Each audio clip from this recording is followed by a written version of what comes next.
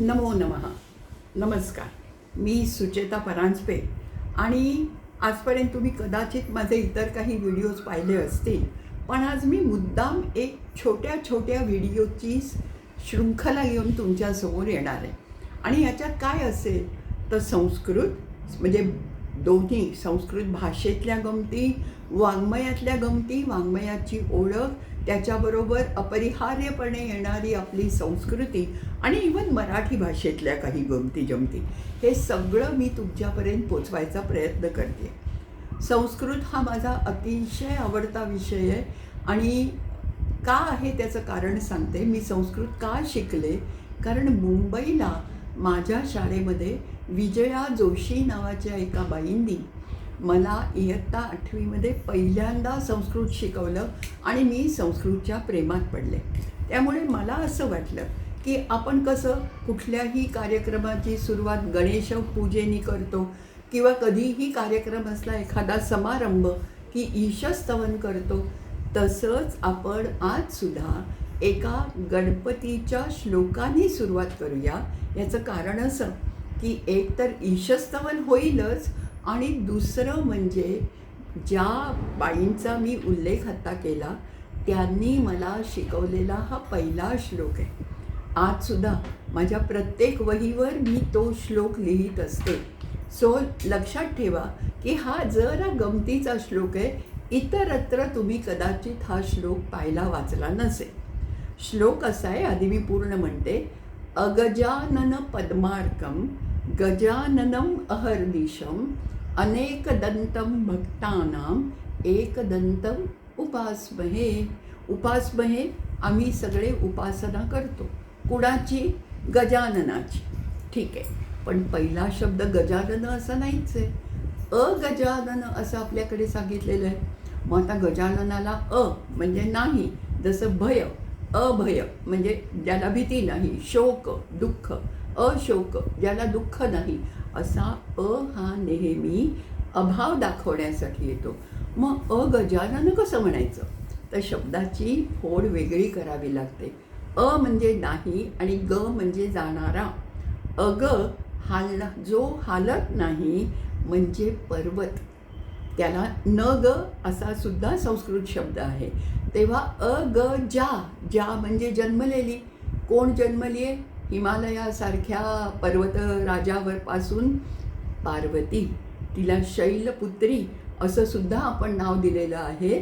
तेव्हा ही पार्वती आणि तिचं आनन, आनन म्हणजे मुख, हे तुम्हाला माहिती आहे कारण आपण गज आनन म्हणतो तेव्हा तोच अर्थ आहे.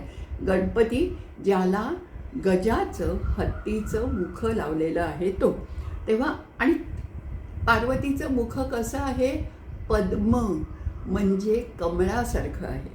हे फक्त सुंदर आहे एवढ्यासाठी ही उपमा वापरलेली नाही, पण गजाननाचं दर्शन हे तिला पद्मासला जसं अर्क म्हणजे सूर्य दिसला की पद्म हळूहळू उमलेल, त्याप्रमाणे गणेश दिसला की पार्वतीचा प्रसन्न चेहरा होतो आणि ती उत्फुल्लपणे हसते.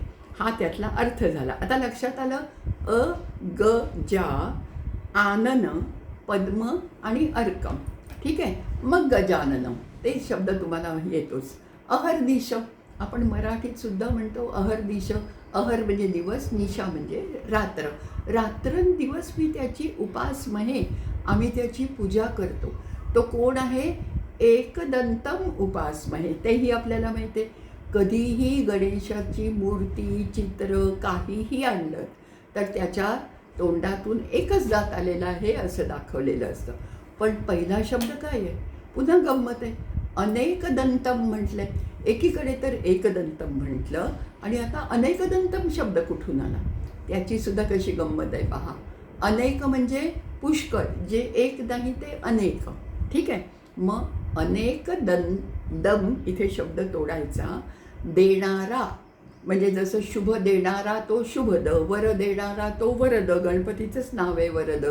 तेव्हा अनेक दम अनेक गोष्टी देणारा अशा त्याला तम कुणाला देतो? आपल्यासारख्या लोकांना, जे श्रद्धावशेनं त्याची भक्ती करतात त्या भक्तांना तो देतो. अशा गणेशाचं स्मरण करूया. आणि या श्लोकात मी म्हटलं तसं गणेशाबरोबरच माझ्या सगळ्याच गुरूंचं स्मरण करून मी पुढे जाते. आपण पुन्हा भेटूच या. आणि मी तुम्हाला काय म्हणते ऐका संस्कृतमध्ये, पुनर्दर्शनाय. पुनर म्हणजे पुन्हा, दर्शनाय म्हणजे भेटायसाठी. आत्ता आपण थांबूया, पण परत भेटायचं म्हणून आपण लवकर येऊया. मराठीत जसं आपण म्हणतो घरातनं निघताना, मी येतो हं, तसंच हे पुनर्दर्शनाय आहे. आणि मला असं वाटतं की या प्रत्येक माझ्या प्रयत्नानंतर तुम्ही सर्वांनी यातला एखादा तरी शब्द रोजच्या वापरात आणा.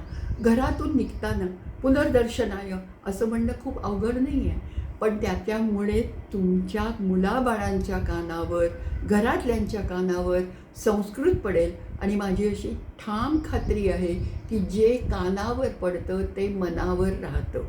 तेव्हा पुनर्दर्शनाय.